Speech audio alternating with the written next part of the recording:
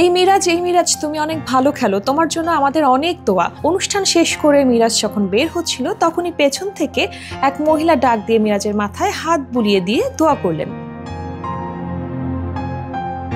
ক্রীড়া লেখক ও সাংবাদিকদের সংগঠন বিএসপিএ প্রোগ্রামে পুরস্কার বিতরণী অনুষ্ঠান শেষ করে মিরাজ যখন বের হন তখনই ঘিরে ধরেন ভক্তরা।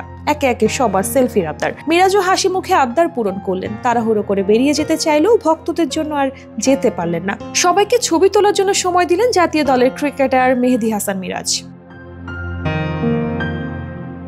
বিশ্বসেরা অলরাউন্ডার সাকিব আল হাসানের পরেই মিরাজকে ভাবা হতো পরবর্তী অলরাউন্ডার হিসেবে। তবে মিরাজ যেন এখন অলরাউন্ডার পারফরমেন্সের সাথে নিজের জনপ্রিয়তাও দিনে দিনে বাড়াচ্ছে।